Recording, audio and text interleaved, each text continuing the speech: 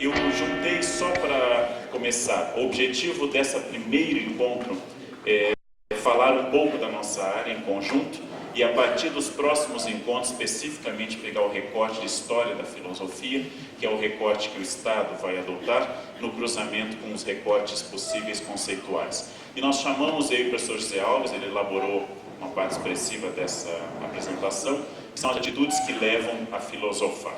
Vamos adiante, por favor. Então, primeiro a nossa capacitação Pavlov. Só para repetir para vocês, eletrochoque, para que ninguém esqueça. Temos horas presenciais, palestras de manhã, grupos menores à tarde, videoconferências que serão feitas, por exemplo, hoje, o grupo que esteve aqui semana passada, assiste à videoconferência do professor Jorge Colli, da Unicamp e escritor da Folha de São Paulo, sobre estética. Eles vão assistir uma autoridade, Jorge Colli, que escreve todo domingo na Folha e tem dezenas de livros sobre estética e vão acompanhar a aula dele. Vocês vão ter também outros, a mim também, ao professor Giacoi, em videoconferências. E ensino à distância vai ser explicado a vocês. Vocês vão receber senha, vocês vão poder colocar dúvidas, vocês vão poder receber textos, vocês vão ter a experiência que muitos alunos de graduação da Unicamp têm, de um ensino através da rede Teleedu, que é uma maneira também de inclusão digital. Porque horrorizado eu constatei que muitos diretores tratam o computador como hóstia consagrada, fechada, num tabernáculo para não estragar. Eu fui a escolas que o diretor me mostrava feliz que o computador estava intacto, o que é um equívoco. O computador foi dado às escolas para o uso, nós temos que fazer inclusão digital e educação de cidadania para todo mundo, não é que o computador é para uso. Então é muito importante, vocês sabem que até uma linha de crédito de bancos oficiais para professores do Estado para comprarem computador. Tudo está tentando se facilitar para que vocês tenham acesso a esse mundo da computação, por favor. Nós temos dois focos e vocês vão ver esse diálogo permanentemente. O campo filosófico em si, aquilo que quando eu tinha cabelos chamava filosofia pura, né? Ou seja, professores de filosofia que vão falar de temas filosóficos como Nietzsche, por exemplo, vão falar de Sartre, por exemplo, vão falar de Tomás de Aquino, professores de filosofia tratando do campo filosófico. Ou seja, nós temos discussões que vão aumentar nosso conhecimento técnico da nossa área. E ao mesmo tempo, e muito importante para mim, esse é o desafio maior, é como se pode fazer a possibilidade didática da filosofia no ensino médio. Esse é o desafio maior. Porque saber filosofia é um desafio intelectual acadêmico. Saber como aplicá-la é um desafio muito mais amplo. Então nós vamos sempre dialogar com isso. Prática de ensino, filosofia, textos de filosofia, textos de educação, a todo momento dialogando como eu traduzo isso para o meu aluno de 14 anos que não lê nada, quanto mais texto de filosofia. Ou seja, esse é o nosso desafio. Vocês vão ver que as palestras fazem isso, as capacitações todas dialogam com este polo, o polo prático e o polo mais especulativo. E as duas coisas dialogando não são campos separados.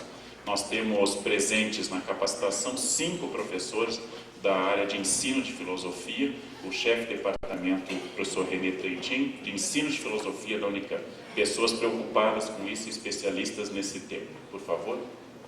Nós temos, está um pouquinho pior para ler, quem conhece os nossos PCMs sabe que a filosofia está colocada no ensino médio dentro das 3 áreas que são possíveis e previstas pelos PCMs, que eu tive participação na elaboração, e as linguagens e códigos, a primeira das áreas, os ciências da natureza, matemática e tecnologias, e as ciências humanas e suas tecnologias. Essas 3 áreas do ensino médio deveriam ser complementares e são previstos temas interdisciplinares, transversais. E aí eu já adianto para vocês, o motivo para nunca ter funcionado interdisciplinar é a ausência de filosofia. Em nenhuma escola que eu conheço o trabalho interdisciplinar funcionou de fato. Ele sempre foi um trabalho em que alguns professores se envolveram, mas não foi interdisciplinar nem transdisciplinar, ele foi um trabalho com professores de diferentes áreas. Por quê? Porque falta o eixo de todo o conhecimento que é a filosofia. A nossa esperança da volta à filosofia é fazer com que o conhecimento volte a ser o que ele era na Grécia, uma coisa só. que o conhecimento volte a ser um conhecimento humano, e não um professor de matemática que não dialoga com ninguém, um professor de história que não dialoga com ninguém, e um aluno que também não dialoga com ninguém. A esperança da filosofia, entre outras, entre as óbvias do senso crítico, da cidadania, é a esperança de que funcionem os PCNs, que eles só podem funcionar se houver um eixo, se houver um elemento axial, que é a filosofia. Por quê? Filosofia é a única área que engloba todas as outras áreas, inclusive a matemática. Inclusive a filosofia nasceu associada à matemática. Adiante, por favor. E aí, como dizem os nossos PCNs, como dizem as elaborações oficiais, e não há por que duvidar dela, as práticas da existência humana, produtivas, sociais e simbolizadoras, que decorrem delas natureza, processos sociais de compreensão e comunicação, e se desdobram em atividades práticas, matemática, física, química e biologia, história, geografia, filosofia, sociologia, línguas, literatura, artes, educação física. É dito nos PCNs, é explicado que nós não entendemos que são áreas estanques, ou seja, não entendemos que a filosofia, por exemplo, não tem a ver com comunicação, nem reflita sobre transformações da natureza, mas só para classificação, para saber o que, vejam que já é filosófico isso, para saber que nós temos uma concepção um pouco mais holística de educação, e essa concepção se desdobra em disciplinas, mas graças à ausência da filosofia, só o que o aluno compreende é esse quadro final. Professores estanques que não se dialogam com as outras áreas, e aí não sabemos por que nós temos tal disciplina, por que tal área tem tantas horas e outras têm menos. Então é muito importante saber que nós podemos voltar a pensar a educação em eixo, isso vai ser debatido aqui, a partir da prática de filosofia. Então, isso pode ocorrer de novo com essa reintrodução. Existe impotência, para usar linguagem aristotélica, a possibilidade agora de pensarmos o eixo da educação de novo, de uma forma integrada. Adiante. E aí a resposta a essa pergunta, todo aluno fez a vocês, o professor Roberto Gota amanhã vai tratar da mesma questão com outro enfoque. Por que filosofia? Para ser honesto, o aluno faz essa pergunta para qualquer área. Não é? Por que eu estou estudando isso? E a resposta nunca o satisfaz. Eu falei lá no Juventus e volto a dizer que o modelo de autoestima para nós professores deve decorrer do professor de matemática. Ele é para mim sempre um modelo. Ele dá algo que quase ninguém gosta. Ninguém entende a aplicação prática de um binômio de Newton, ou por que calcular a área de um icosaedro que se equilibra sobre um prisma. Ninguém acha aplicação, que a matemática aplicável a gente aprendeu na 4ª série do ensino fundamental, 4 operações, porcentagem, inflação e pronto. Ele não tem afeto na sua disciplina e ele se acha o máximo. Não? Ele se acha o máximo. No conselho de classe ele senta como um rei, reprova por série 2 porque é matemática, é importante. Ninguém mais compartilha essa ideia e ele tem esse autismo da autoestima total. Ou seja, se acha o máximo. Resultado é um modelo para nós, porque nós temos muita culpa com a nossa área. Nós achamos acessória a nossa área, no fundo do nosso coração mora um professor de matemática. E esquecemos que a matemática, na verdade, nasceu também da filosofia, com Pitágoras, Tales de Mileto e outros, Anaximandro e outros geômetros. Ou seja, quando se pergunta por que filosofia, é uma pergunta que não ocorre, por exemplo, um professor de matemática. Ele não começa o curso dele dizendo, por que matemática? E nós vivemos nos perguntando qual a importância, a primeira aula, qual a utilidade, o que os alunos acham de filosofia. Nós temos um comportamento crítico distinto. A diversidade de respostas já é uma parte da resposta. A pluralidade é própria da filosofia. A filosofia não trabalha com pensamento único. Pessoas como Michel de Cervet ou Giordano Bruno morreram lutando contra a unidade de pensamento, lutando contra o pensamento único. Até hoje, em fevereiro, no campo de Fiore, em Roma, assisti emocionado a uma cerimônia dos romanos, espontânea e popular, onde os romanos vão ao lugar em que Giordano Bruno foi queimado, em fevereiro de 1600, em frente à estátua dele, hoje um mercado de tomates no campo de Fiore, e lá eles levam velas à noite, e cada um diz o que quer. Falam mal do Berlusconi, falam mal do Papa, falam mal de tudo, e para celebrar o fim do pensamento único, que é a pior coisa que pode ocorrer, seja ele neoliberal, seja ele marxista, seja ele de um partido político. O pensamento único é um desastre. E a filosofia é a pluralidade, porque ela sempre pergunta o que, como e por quê, e não necessariamente a partir de um único eixo, de um único pensamento. Ela coloca problemas. O filósofo, vocês lembram a ideia clássica socrática, o filósofo, pela maiêutica, valoriza o conhecimento do outro, coloca problemas para o outro. Que sentido tem fazer hoje a pergunta de um Diógenes? Que sentido tem fazer hoje a pergunta dos gregos, gerais, sejam eles cínicos ou estoicos, dizer assim, procura um homem honesto? Já pensou fazer essa pergunta filosófica em Brasília neste momento? Procura um homem honesto, com uma lanterna andando pelas ruas de Brasília, onde até os pombos fazem corrupto, corrupto, corrupto em todo lugar em Brasília. Você tenta imaginar o sucesso dessa pergunta. É por fazer perguntas que o filósofo incomoda. É por fazer perguntas que um Voltaire é preso, amando do seu amigo, Frederico. É por fazer perguntas que Sócrates é morto. É por fazer perguntas que Giordano Bruno é queimado. Ou seja, nós fazemos perguntas. E até um filósofo do século XX comentou que feliz o tempo que a filosofia incomodava a ponto de produzir mártires, porque hoje parece não incomodar mais. Nós queremos uma filosofia que incomode, não queremos uma disciplina nova, nós queremos uma atitude nova na educação de São Paulo.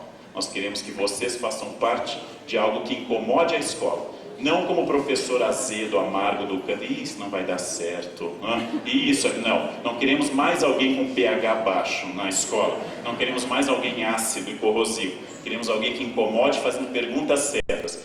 Quando o aluno disser, essa escola está chata, alguém que pergunte, será que não está? Será que não é verdade? Será que o aluno não pode ter uma parte da verdade? Ou seja, quando a gente começar a perguntar sobre a violência, para que a gente saiba que a violência não é do entorno ao redor da escola, mas ela começa pelo Estado. Ou seja, o Estado é violento também em relação à sociedade. E a resposta é que a sociedade também é violenta. Estimulando assim uma reflexão rigorosa. O secretário insiste muito, e eu concordo, que nada pior que aquela filosofia que o professor sempre... O que vocês acham da pena de morte?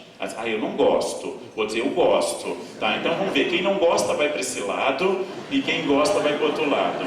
E o aborto, o que vocês acham? E assim por diante, né? Ou seja, isso não é filosofia.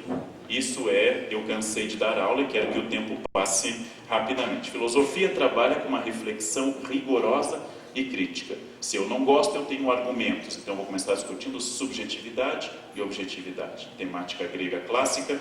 Vou discutir, por exemplo, pena de morte a partir de textos filosóficos. Por exemplo, considerações sobre o governo da Polônia de Rousseau, quando ele diz que os ricos devem estudar em escola pública para aprenderem a compartilhar. A Unicamp fez um estudo ao introduzir as cotas para a escola pública. A Unicamp fez um estudo e constatou que o aluno da rede da escola pública tem um melhor desempenho na universidade que da rede particular.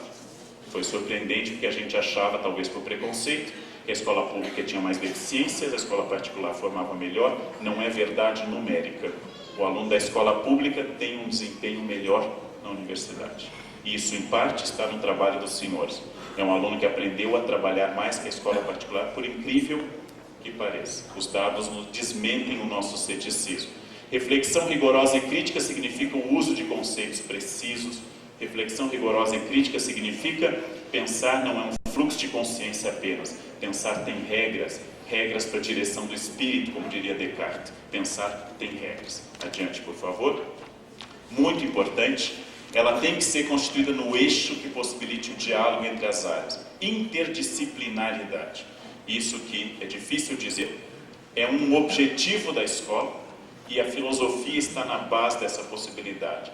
Temas transversais como cidadania, propostos nos PCNs, só podem funcionar se eles partirem de uma proposta filosófica, porque a filosofia, a rigor, não é uma ciência, apesar de haver gente muito sólida e séria que defenda isso. Eu não vou discutir, vocês têm o direito a achar que a filosofia é uma ciência, mas a filosofia pré-existe à ciência, que é uma expressão filosófica. A filosofia é anterior à ciência. A filosofia fez a ciência nascer. E sendo uma linguagem que abarca todas as outras linguagens, a filosofia pode possibilitar transversalidade de temas. Por exemplo, cidadania. Para não fazer aquilo que eu acompanhei em visita a uma escola, o professor propõe cidadania, o de história faz cidadania na Constituição de 1824. O de português pega o texto, por exemplo, Moacir Scliar, o que é isso, cidadão. E o professor de matemática conta quantos cidadãos a gente pode ter naquela comunidade. Isso não é nem interdisciplinaridade, nem transversalidade. Isso são 3 professores corrigindo 3 partes de um trabalho tripartito. Isso não é a proposta que nós queremos. Só a filosofia pode pensar a partir do conceito de cidadão, debatido filosoficamente, uma invenção histórica que os filósofos têm uma contribuição enorme, principalmente a filosofia grega e a política inglesa, como nós temos a possibilidade de discutir isso. É só na área de filosofia que isso pode ser feito. Adiante, por favor. A segunda parte, que vai ser mais breve, nós vamos falar então das atitudes, a partir das ideias de Gerhard Heinz, que levam a filosofar. Em primeiro lugar, por que nós falamos de atitudes e não características? Porque isso é o nosso problema. Esse é o grande problema da sala de aula. Nós não apresentamos a dúvida filosófica, nós não apresentamos a atitude filosófica aos nossos alunos, nós apresentamos o texto pronto com a dúvida resolvida. Quando Descartes pergunta se pode duvidar de todas as coisas, se isso não é pirronismo, ou seja, ceticismo radical, apresentamos a dúvida cartesiana. Nós apresentamos o texto dele dando a solução do penso logo existo. Quando Sartre pergunta se nós estamos condenados à liberdade, naquele panfleto, o existencialismo e o humanismo, nós não compartilhamos da dúvida do Sartre no final da Segunda Guerra. Nós apresentamos a resposta existencialista. Sim, o homem está condenado à liberdade. Nós não apresentamos a dúvida que moveu os filósofos, nós apresentamos o resultado. Resultado, nós substituímos a atitude pela característica. E este é o grande drama. O aluno não vai ver a vida que moveu aquele filósofo e a sua dúvida. E nós começamos a trabalhar, nós somos, na verdade, os necrólogos dos textos filosóficos. O professor meu da USP, Gerard Lebrun, quando a gente dizia para ele que, quando ele permitia que se dissesse alguma coisa, a gente dizia que era muito raro. A gente dizia para ele que ele era filósofo, ele disse, não, eu sou um professor de história da filosofia. Porque ele diz, eu não estou aqui pensando, eu estou expondo o pensamento sistemático de outros. Era uma humildade dele, porque na verdade ele pensava bastante em Sal. Mas essas atitudes é que vão restaurar na filosofia o que a moveu desde a sua origem. A primeira ação, a dúvida e satisfação moral, que vocês podem identificar nos textos desde os primeiros pré-socráticos até os textos atuais do século 20 e 21.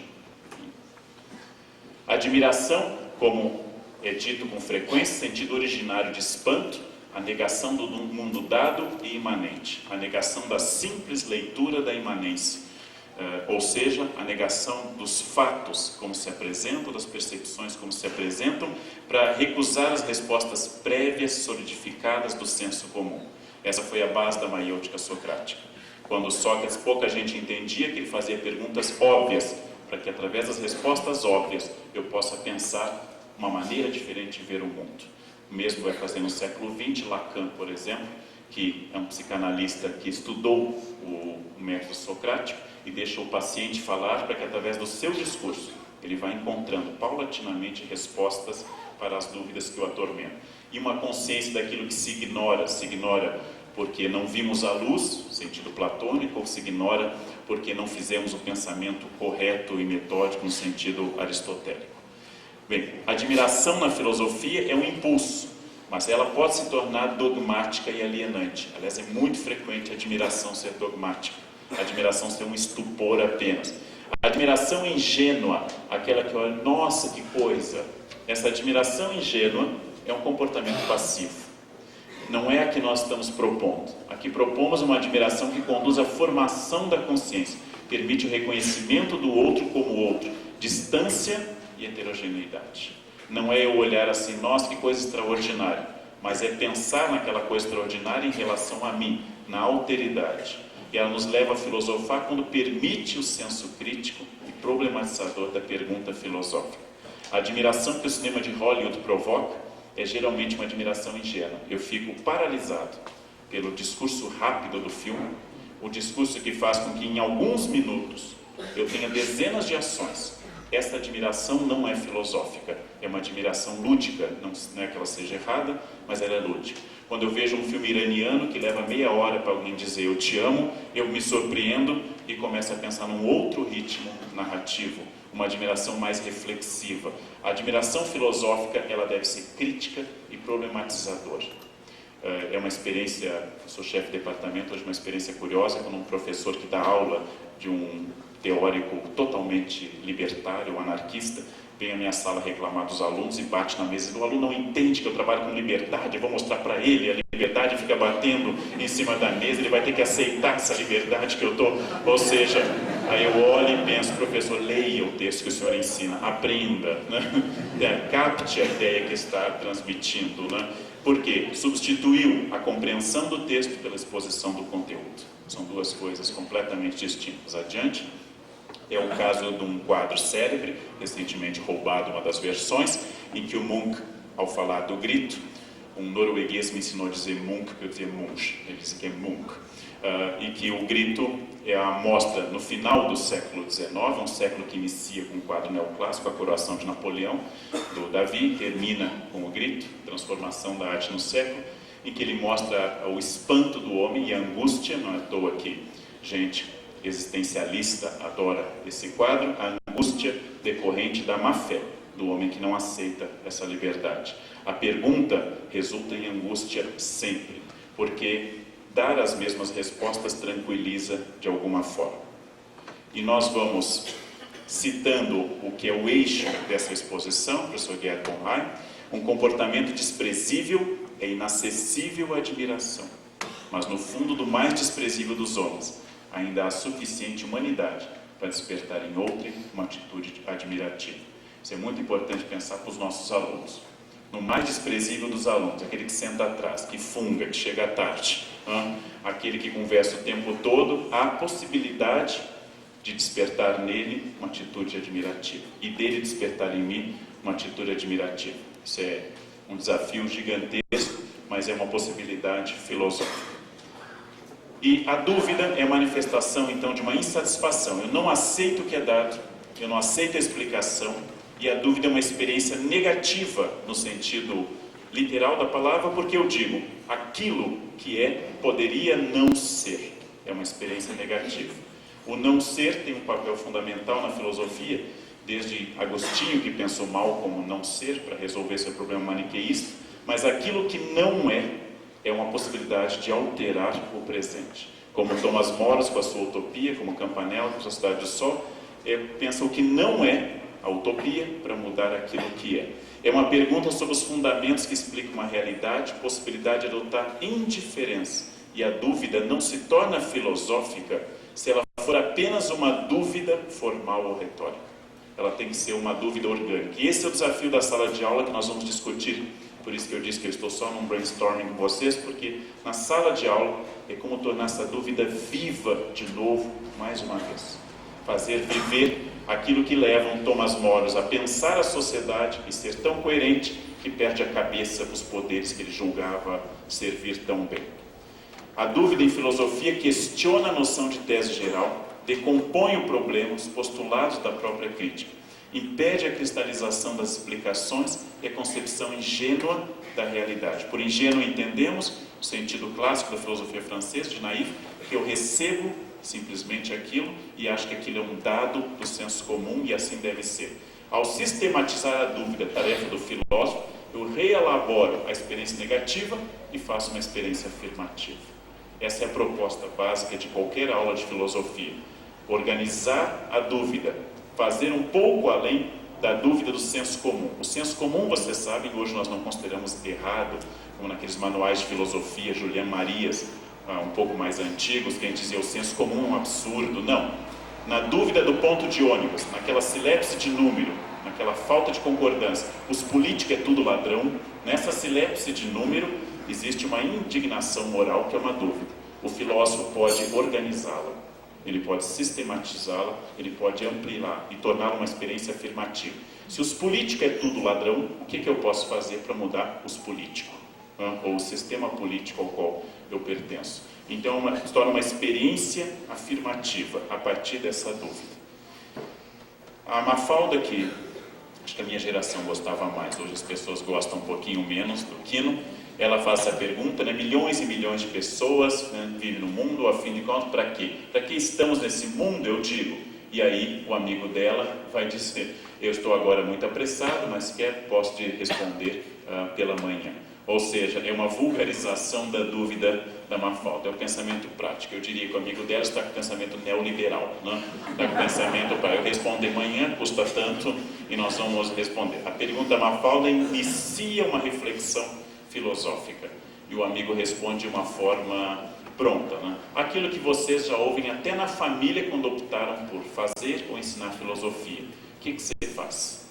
O que você faz? Qual a utilidade disso? Quanto vale? Quanto custa? Né? Para que serve? Né? Cunhado, que se fosse bom não começaria com essa sílaba, costuma nos perguntar com muita frequência esse tipo de coisa. Né? Para que serve o que você faz? Quanto você ganha? Né? E assim por diante. Insatisfação moral, que seria a última etapa, é o não contentamento com os costumes, com o modo de ser, recusa-se à padronização das ações, há um juízo. Perguntar-se não apenas sobre como as coisas são, mas sobretudo se poderiam ser diferentes, dando continuidade à postura anterior. Insatisfação moral nega a indiferença diante do mundo, não pode ser resultado de um capricho pessoal. Ou seja, insatisfação moral é muito mais do que isso. A insatisfação moral não é simplesmente uma recusa absolutamente caprichosa, não quero, não gosto, não é uma coisa de criança. Satisfação moral traz em si um poder de transformação. E a filosofia tem isso, sistematicamente ela propôs isso. Tanto que quando ela é negadora dessa insatisfação moral, ela acaba não se consagrando como sistema. Os nazistas tinham uma filosofia. Os nazistas tinham até um filósofo oficial do Terceiro Reich, tinha um ideólogo oficial, que vocês não estudam porque não constituiu uma filosofia. Estudamos várias filosofias autoritárias, mas não estudamos essa. Por quê? Nega a dúvida, a crítica, o sistema que dá origem à filosofia. E a insatisfação filosófica articula o desejo de transformação da própria interpretação do mundo e a possibilidade de transcendência desse mundo. Ela dá uma dimensão ética, que é uma coisa fundamental. Vocês vão ter muitos trabalhos conosco sobre o tema ética e a reinvenção do ser humano. Problematiza-se a insatisfação, análise e fundamentação sobre ações, as minhas e as dos outros, porque, como já advertia nosso querido Aristóteles a seu filho Nicômaco, é a minha ação, em articulação com a dos outros, que constitui a dimensão ética. Ou seja, nós vamos tratar exatamente disso no curso, a dimensão ética que a filosofia pode colaborar para resgatar na sala de aula. E, por favor, eu vou dar exemplos muito rápidos e concretos a partir da experiência estética, que é a que eu mais trabalho, não como guia de sala de aula, que esse não é o objetivo agora, será um objetivo amanhã de manhã, de como eu exerço esse espanto, esse estupor diante da novidade. Só exemplos que vocês conhecem em algum sentido. Por exemplo, eu posso trabalhar uma imagem do nosso brilhante fotógrafo Sebastião Salgado, a partir dessas imagens maravilhosas, tanto nos livros dele, como nos sites que disponibilizam essas imagens, sobre a imagem de uma estudante, uma sem terra, e o que tem no olhar dessa menina, que é extraordinário. O Sebastião é um gênio para captar a genialidade do olhar dessa menina. Aí é que eu volto à ideia do Bonheim, mesmo naquele ser que parece não apto à filosofia, está contido um universo filosófico. Eu posso iniciar minha aula sobre ética a partir dessa foto. É muito importante fazer esse link entre um dado lúdico, que o aluno reconhece imediatamente, e como primeiro passo para induzi-lo a um pensamento filosófico. Adiante, vocês conhecem essa imagem, está no livro do nosso colega da Unicamp, Sr. Rubem Alves, A Filosofia da Ciência, Introdução ao Jogo e Suas Regras, e vários outros livros. Quem viu uma velha não vê a moça, quem viu a moça não vê a velha. As duas estão contidas nessa imagem. Se alguém não viu as duas, olhe de novo. Alguém não viu, o professor de filosofia tem um olhar apurado. Pode ser que seja muito cedo para ver as duas, mas vamos lá. Por vários motivos que a estética... Silêncio, por favor. Ouçam o tio, só um pouquinho, ouçam o tio. Aqui. Observem. Quem olha esse nariz, essa boca, e esse cabelo branco imediatamente vê a velha e esse queixo proeminente. Mas há quem prefira ver apenas a moça de perfil com a sua orelha, seus olhos, seu narizinho e a linha da mandíbula aqui, olhando para o lado. Quem viu a moça e se fixou nela tem dificuldade para ver a velha. Uma das atitudes que a estética trabalha é a reeducação do olhar, como o olhar pode ser enganado. Alguém ainda não viu as duas? Não precisa ter vergonha de dizer, né? O importante é ser limpinho. Alguém não viu ainda? Alguém ainda não viu as duas? Não conseguiu ver? Fale mais alto, por favor.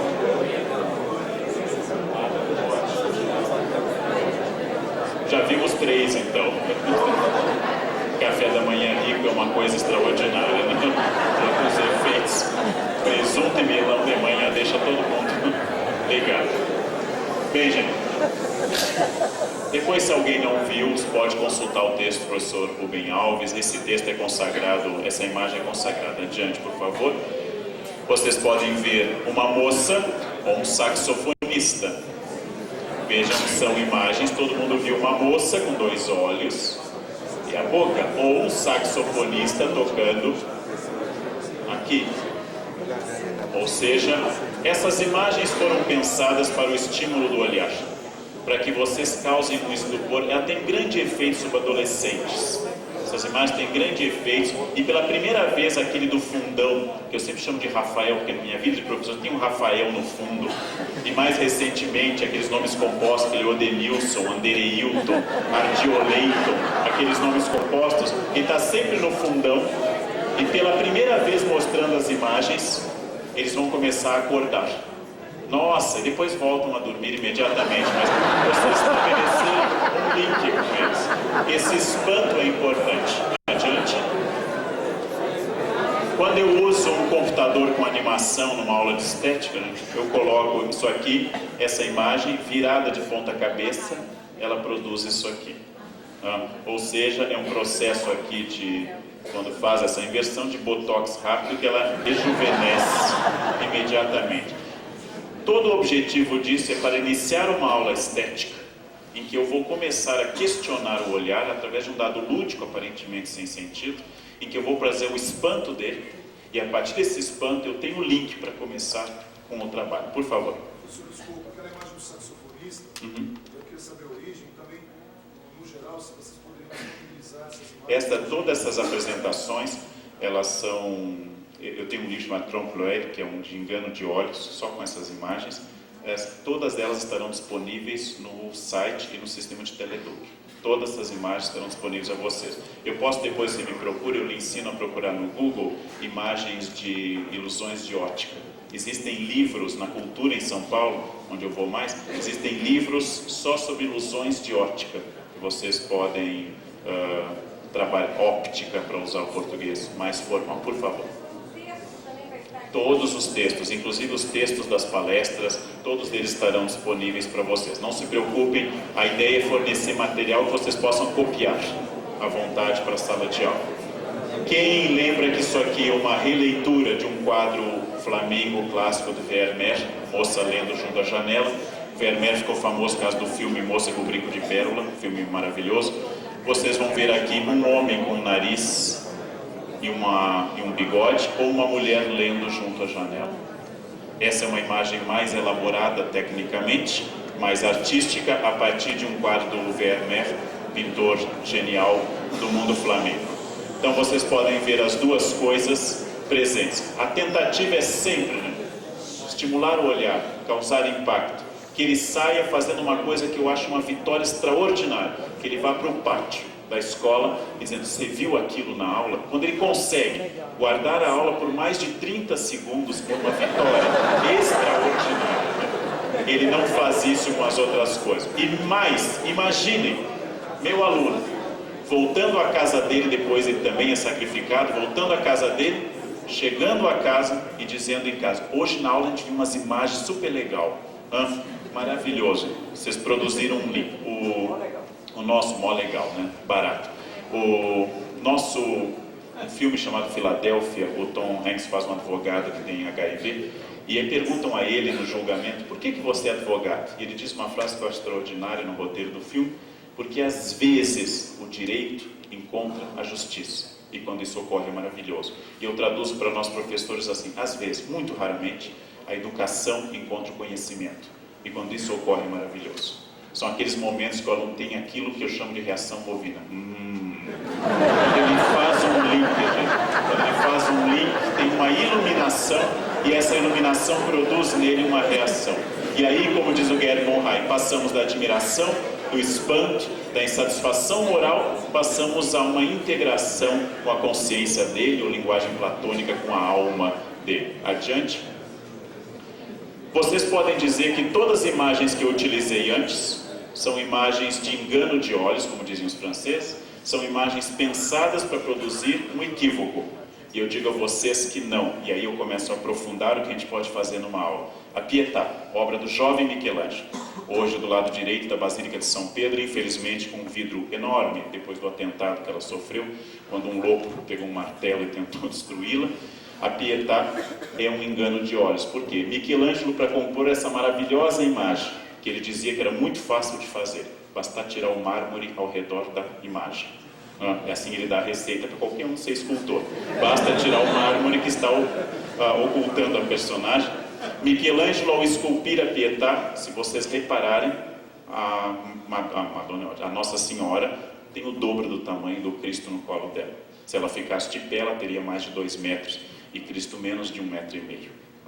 Ou seja, ele produziu um engano de olhos. Criou uma imagem, inclusive já dialogando com o futuro maneirismo, com vestes teatrais, porque se ele colocasse uma mulher pequena da Palestina do século I, segurando um filho muito maior, recém-morto, a imagem ficaria patética. Porque ele colocaria uma mulher baixa, com um filho grandão no colo e equilibrando com esse filho. Ao produzir isso, com esse olhar renascentista semicerrado, reproduzindo não a dor, mas o desconsolo, que tradicionalmente se associa através do livro de Jeremias: ó vós que passais, olhai e vê se a dor maior do que a minha. Essa ideia da Pietà triangular, perfeitamente renascentista, é um engano de olhos. Só que raras pessoas percebem isso, que Michelangelo fez o mesmo que vocês vêm vendo nas outras imagens. E aí o aluno começa a pensar que até na arte clássica, a arte que foi o cânone ocidental, o Renascimento, nós trabalhamos com engano de olhos. E eu quero que ele perca o caráter naif, o caráter ingênuo do olhar. Que ele passe a olhar com mais cuidado e passe a perceber, seja na Rede Globo, na Pietà, ele passe a perceber que a imagem contém um discurso também. Esse discurso pode ser decodificado por um professor de estética da área de filosofia. Adiante. Eu posso pensar o mais famoso afresco de Rafael nas Stanze, nas Loggia de Roma, que é a escola de Atenas, onde ao centro está aqui vovô, Platão, e papai, Aristóteles, né? Para quem não sabia, todos temos um vô e um pai, né? Temos um tio estranho, que é Sócrates, mas não, esses são os nossos pai e vô. Enquanto Platão segura o seu Timeu, Aristóteles segura a ética, Aristóteles aponta para o solo, Aristóteles é o departamento financeiro, né? Quanto custa, vamos pensar no real, e Platão é marketing, né? Vamos pensar no abstrato, vamos pensar na ideia. Ele coloca aqui todos os intelectuais, Diógenes, Epicuro, até Michelangelo, aqui transformado em filósofo grego, ele coloca todo mundo. Quando eu olho essa imagem, eu não tenho apenas uma imagem, mas uma leitura do mundo filosófico distribuído de acordo com valores do neoplatonismo, do Renascimento. Ou seja, eu tenho aqui uma divisão filosófica do conhecimento a partir de conceitos que passaram a ser reconhecidos por nós. Esse quadro dá uma aula de filosofia muito grande. Vocês sabem que até na internet, se vocês colocarem Escola de Atenas, vem a identificação de cada uma das personagens contidas aqui. E os alunos vão começar com aquelas perguntas, claro, quem é esse aqui? Né? Quem é esse? É aquilo, né? E aí vocês começam uma explicação sobre essa representação. É possível. Ele é uma aula de estética e de hierarquia de conhecimento, uma proposta do Renascimento. Adiante. Nós temos, se nós formos comparar, e eu falei durante a apresentação, citando Gerd von Hay, que a alteridade estética é importante, eu posso comparar essa Madonna Olmeca, os Olmecas são os primeiros povos da América a fazerem agricultura, o que hoje é o Golfo do México, e a Madonna de Michelangelo. E eu vou ver que nas duas existe estilização. Nas duas existe um engano de olhos, nas duas existe um determinado diálogo estético. E aí vocês começam a discutir com os alunos, inclusive a alteridade de culturas. Quando o aluno diz, por exemplo, que essa é mais elaborada do que essa. Os alunos vêm com seus preconceitos. Como disse um aluno uma vez, não me engano, essa aqui tem mais itens para analisar, essa tem menos itens. Por itens ele entendia, não foi aprovado, ainda não pôs. Por itens ele entendia que essa tinha mais detalhes. Aí começo a educar o olhar para reconhecer essas alteridades. Essa Madonna Olmeca, Museu Nacional de Antropologia do México, ela tem uma outra concepção de maternidade. E veja, as mulheres indígenas inventaram para o mundo europeu a maternidade. E quando eu digo para o aluno que a maternidade é uma invenção no mundo ocidental a partir do fim do 18, os alunos começam a ficar surpreendidos, porque eles foram educados que maternidade é natural. O filósofo começa a dizer, não existe nada natural em comportamento humano. Existem produções históricas, concepções filosóficas. Adiante. Eu posso pensar em releituras artísticas, o célebre quadro que Velázquez faz do Papa Inocêncio X, um dos retratos mais psicológicos do barroco espanhol. Ao visitar Roma como embaixador, Diego Velázquez, o grande autor das Meninas, que Foucault inicia seu livro As Palavras e as Coisas, Velázquez pinta um retrato psicológico do Papa Inocêncio, e o pintor inglês contemporâneo Bacon, não são os filósofos, que não o Chico Toicinho da Idade Média, nem o século XVI, mas o pintor inglês Bacon resolve retratar a alma do Papa Inocêncio X no século XVII. Resultado, ele reproduz o que seria para nós o retrato de Dorian Gray, não? Ou seja, o Papa como ele é por dentro e como ele aparece para os outros. Esses dois quadros possibilitam um grande curso de filosofia a partir da estética, ou seja, leitura, releitura. Em arte não existe cópia, existem releituras a partir de concepções estéticas distintas que o professor Jorge Colli vai tratar na videoconferência. Adiante. Velázquez, seu famoso As Meninas, e Picasso, que pintou 40 vezes o tema da Infanta Margarida. E cada vez que Picasso repinta o tema, ele tenta produzir aquilo que o Foucault analisa nas Palavras e as Coisas, aqui o rei Felipe e sua esposa no espelho, o pintor Velázquez, o quadro que ele está pintando, a Infanta Margarida, suas aias, suas preceptoras, a chegada do camareiro real, que vem vindo, fazendo 3 focos de luz, e o Picasso reduzindo isso na leitura analítica do cubismo. Ou seja, isso é uma reflexão sobre o olhar, porque é o primeiro quadro em que, na verdade, quem está sendo olhado somos nós, e não nós observando o quadro. Como até hoje no Museu do Prado ele está no nível do olhar, e a gente pode fazer o mesmo impacto que Velázquez disse, a ponto de todos os pintores terem chamado esse quadro de teologia da pintura, uma reflexão sobre a transcendência na arte. Não é o nosso objetivo, mas ele dá, a partir do texto do Foucault, uma aula extraordinária. Adiante. Posso pensar no clássico dos clássicos, Davi, Madame Récamier, uma das mulheres mais bonitas da transição do 18 para o 19. É claro que um aluno já diria, nossa, imagina as outras, mas isso é um padrão estético que muda bastante.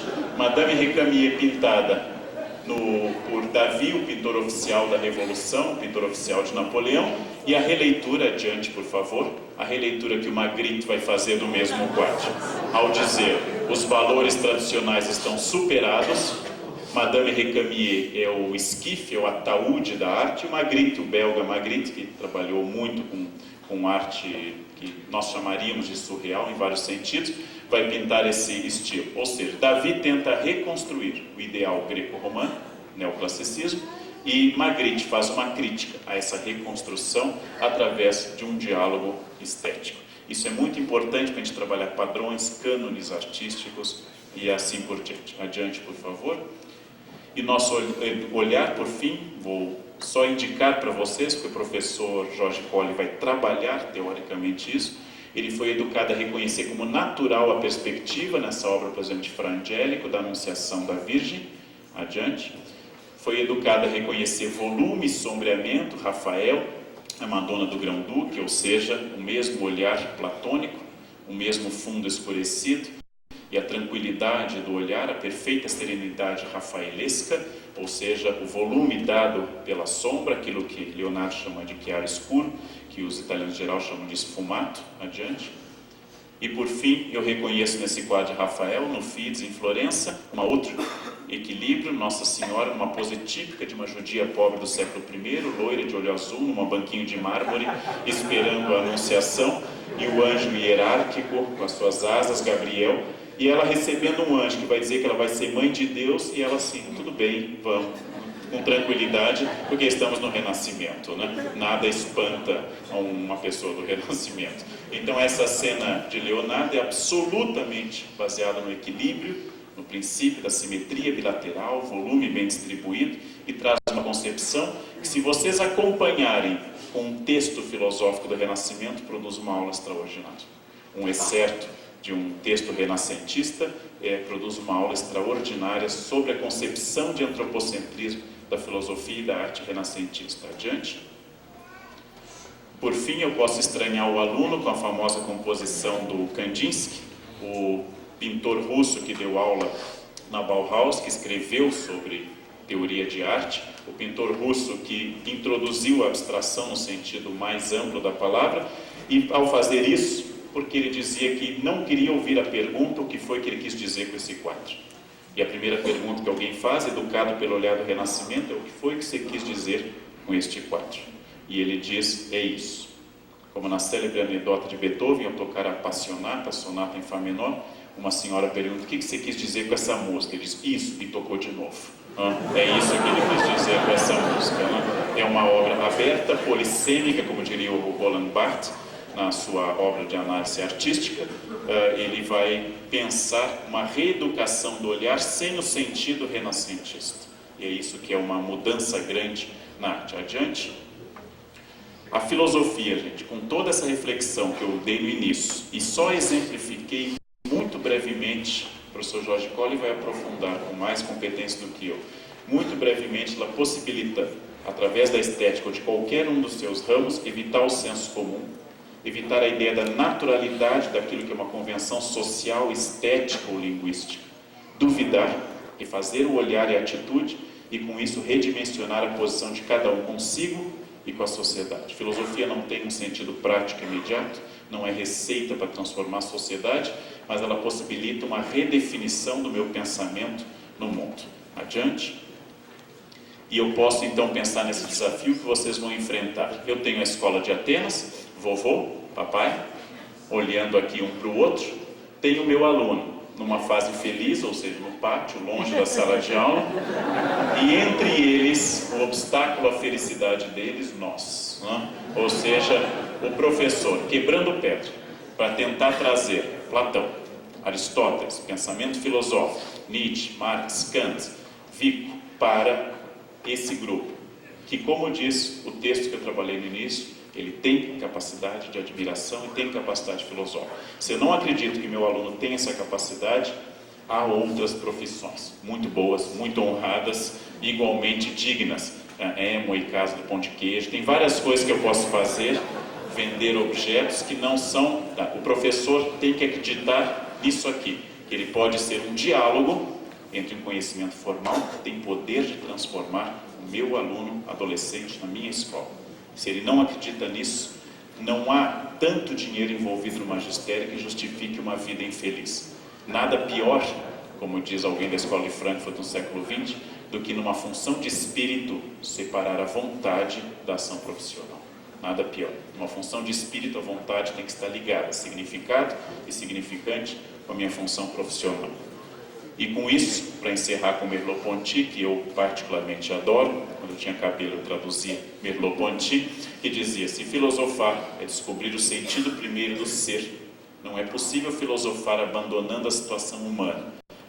Pelo contrário, preciso assumir. Esse elogio, que é um excelente texto de introdução à filosofia para vocês poderem pensar sobre isso. E com isso, nós encerramos essa primeira parte. Eu vou pedir a vocês, então, que a Valéria costuma organizar, pelo menos, se houver, se não houver, não tem problema, 3 questões que eu respondo com prazer, e as outras por escrito ou depois que começar o intervalo, me procurem que eu atendo com prazer com vocês. Então, as pessoas podem vir até a Valéria. Bom dia para todos. Basicamente, poucos dias agora eu estava conversando com um professor no Casa do Saber, no espaço de discussão de filosofia em São Paulo. Sim, dou aula lá também. E nós levantamos a seguinte questão.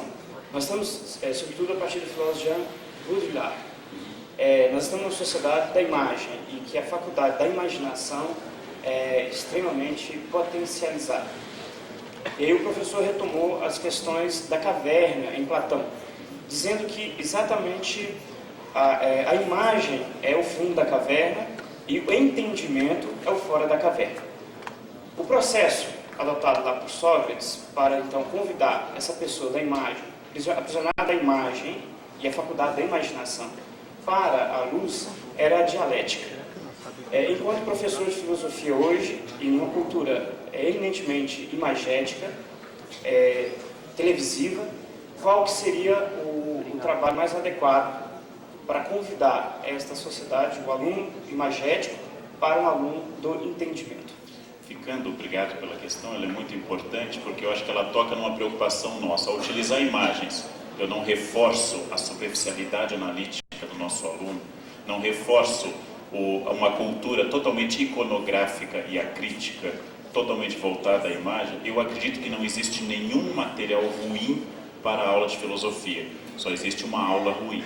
Eu posso começar minha aula de filosofia com um programa de televisão, eu posso começar minha aula de filosofia com uma imagem, posso começar com um texto. O que eu sugiro a vocês, pela minha experiência de magistério, que pode ser distinta e vocês podem ter outra ideia, é que se a imagem é o que ilude os homens no fundo da caverna, não puxem o aluno rapidamente e joguem no meio do sol e agora vejam e segurem o olho dele, porque vocês vão produzir fotofobia apenas. Ou seja, respeitem o fato de que quando as pessoas saem da caverna, elas veem coisas nebulosas.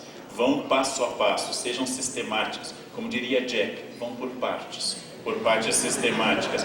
Comecem com algo que tenha apelo lúdico para eles, mas vão decompondo cada vez em densidade mais analítica, a ponto de poder, inclusive, ignorar a imagem inicial e já estar num texto filosófico. Nada mais errado do que apelar a um texto escrito, denso, de dizer, olha, essa é a crítica da razão pura de Kant, você lê e aí você vai crescer. Não, é demais, é excessivo, é preciso respeitar essa gradação. Quando eu falo de imagens, eu quero uma aula inteligente, a partir de qualquer fonte. Pode ser a imagem, ela pode ser o texto, ela pode ser uma propaganda, mas ela precisa fazer link com o meu aluno do ensino público. Se ela fez o link, ela foi um bom recurso. Entrar pela janela deles para saírem pela nossa porta. Essa é uma estratégia educacional dita por um espanhol do 16, Inácio de Loyola. É preciso usar um universo deles para chegar ao meu. Agora, é muito claro e muito importante, a questão toca nisso, é uma pergunta importante. Não façam uma aula lúdica de senso comum que o objetivo é divertir o aluno com imagem. Isso é matar a filosofia. Matem filósofos, mas não matem a filosofia, né? Pior do que Sócrates morrer tomando cicuta, se Sócrates existiu, temos essa dúvida, pior seria matar toda a filosofia. Né? E se mata a filosofia achando que ela é um momento lúdico de prazer imagético. É a aula do relax. Pensamos em matemática, pensamos em... Agora é filosofia, vamos lá, eu sento mais tranquilo na cadeira. Cuidado com isso. Sempre a imagem é um recurso possível. Pode ser uma música, pode ser um texto, ou pode ser vocês mesmos como fonte. Podem ser vocês mesmos como fonte. Mas a imagem não é o objetivo final da filosofia. A análise crítica que é. Outra questão. Vamos para a segunda das nossas 3 ao vivo. Por favor. Por favor, venha até o presbitério aqui. Professor Christian tem uma questão. Pensando nessa nova educação, primeiro prazer, eu gostaria de perguntar, podemos tentar destruir essa ideia acadêmica de sabedoria oriental e filosofia ocidental? Eu vou expressar uma opinião subjetiva, gente muito mais inteligente que eu que pensa diferente. Filosofia é um fenômeno nascido na Grécia ocidental. Filosofia é um fenômeno da Europa que passou para outras áreas. Quando eu falo em conhecimentos orientais, quando eu falo em conhecimentos densos, antigos, elaborados do Oriente, eu não estou pensando em filosofia. Filosofia é um fenômeno específico da Europa a partir da Antiguidade. Então, eu não gosto de textos que colocam assim, filosofia chinesa, porque eu acho que a China, quando eu falo filosofia chinesa, eu acho que eu estou sendo autoritário e impondo à China um pensamento que é meu, que é ocidental. A China tem um pensamento rico, antigo e tradicional.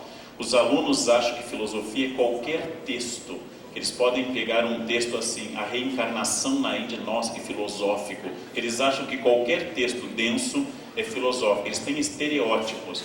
A minha parte subjetiva, Leandro, pode discordar à vontade. Filosofia é um sistema ocidental com base na Grécia, que se desenvolveu depois em outras áreas do Mediterrâneo, floresceu aqui no Brasil também, mas ela não é oriental, porque ela tem alguns pressupostos, como o indivíduo, que não são pressupostos culturais da maior parte do Oriente. Ou seja, que eu digo isso, o Oriente tem um pensamento próprio que deve ser estudado de forma própria. Existe um clássico no México, o professor León Portilla, que fala filosofia indígena asteca. Eu acho o texto muito bom, mas eu desconfio que ele tenha visto o pensamento asteca sobre o homem, sobre os deuses, como uma leitura projetada da filosofia grega. Então eu volto a insistir, cuidado com a sabedoria Paulo Coelho que está penetrando em todos os lugares. Cuidado com o Paul Rabbit, cuidado com o Paul Lapin, que está em todo lugar.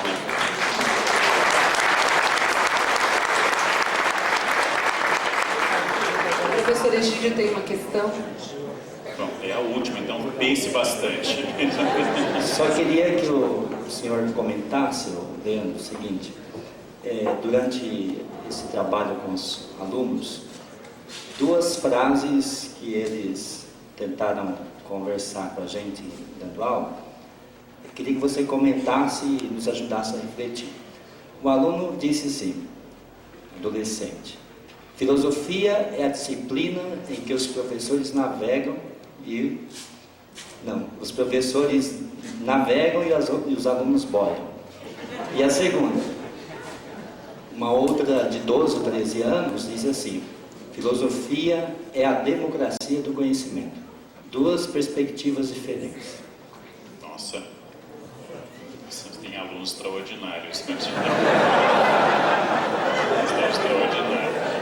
Eu fico tão emocionado quando eu vejo um aluno dizendo uma coisa dessas, né?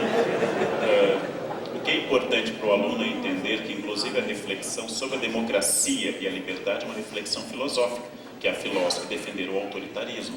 A filósofa que disseram que a nossa natureza má nos indica a entrega ao Leviatã. Ou seja, há filósofos que defenderam uma realpolitik, há filósofos que defenderam que não se deve democratizar. Aliás, vocês sabem que mesmo o vovô Platão tinha sobre a democracia uma ideia periclitante e achava Esparta um modelo maravilhoso. Eu acho que o que a gente leva a pensar é não o polo. Nossa cultura cristã nos leva a pensar em polo. Quando um aluno trabalha, os alunos boiam, eu acho que o aluno boia em todas as disciplinas. Quando um professor está falando com um adolescente de primeiro ano de ensino médio, sexta-feira à noite, na periferia de uma cidade, sobre Gil Vicente e o humanismo português, o alto da barca do inferno, eu tenho a certeza que ele boia e se afoga naquilo. E aí ele apreende os aspectos exteriores do conhecimento, personagens, etc., e devolve. Eu acho que ele boia em toda e qualquer... Imagine tabela periódica. Claro que você não pode imaginar que nós, da área de humanas, nunca desconfiamos o que vem a ser a tabela periódica. Nunca entendemos nem na idade certa, muito menos agora. Se vocês são de humanas como eu, a tabuada do 8 é um mistério profundo para vocês, quase um mistério pitagórico, né? A tabuada do 8. Quando os filósofos superarem o estereótipo, e isso nós temos condições de fazer agora, que o aluno tem do cientista ou do filósofo, quando nós em sala de aula trouxemos a imagem do filósofo como alguém integrado à sociedade refletindo, nós teremos um avanço muito grande. O preconceito do aluno é natural, ele não teve relação com isso, ele corresponde ao, por exemplo, ao antissemitismo do Shakespeare, numa peça bem escrita, mas com conteúdo preconceituoso, que é o Mercador de Veneza, em que Shakespeare fala de um judeu que ele nunca viu, porque na Inglaterra não havia nenhum. Eles tinham sido expulsos da Inglaterra, só vão voltar com Cromwell. Ou seja, Shakespeare está inventando no Shire, na personagem central, uma personagem que nunca viu. O aluno inventa o seu preconceito a partir do que ele nunca viu, a atuação de um filósofo. Ele nunca viu isso. Não? E quando ele começar a ver, talvez ele pense que a filosofia é talvez a primeira disciplina em que ele vai entender alguma coisa. A primeira, porque ele, na verdade, ele não entende das outras. E se um aluno pensa democracia do conhecimento, ele começou a pensar. Nem toda filosofia é democrática, mas toda filosofia faz pensar. Então ele começou a pensar. Eu aproveito essa pergunta dele, reforço, lembrem o desafio que é para um aluno fazer uma pergunta em público. Eu não posso nunca, nem pelo levantar da sobrancelha, mostrar que a pergunta dele não tem sentido. Né? Porque foi um desafio para ele enfrentar a opinião dos colegas. Mesmo que ele pergunte assim, um aluno me diga, como um já me disse, gente, em São Paulo, escreveu na prova, Sócrates de antenas. Né? Sócrates de antenas. E você tem que olhar para aquilo, se segurar. Eu que sou incapaz de uma ironia, por exemplo, me seguro, olho para ele e digo, não, é melhor Atenas, para não envolver a Xantipa e outras questões, é melhor falar Atenas.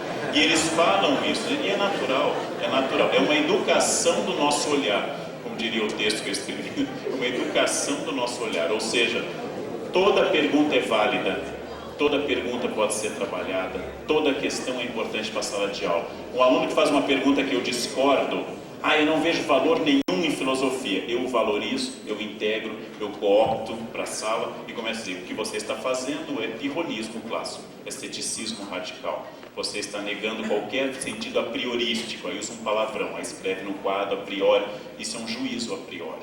Esse é um pré-conceito, ou seja, pré-existiu ao conhecimento empírico. E aí eu começo a explorar isso, usando ou não palavras mais técnicas para ele. Agora, e um aluno que faz uma pergunta ótima como essa, democratização de conhecimento, eu aproveito ainda mais para tudo isso. Todo potencial pode ser utilizado.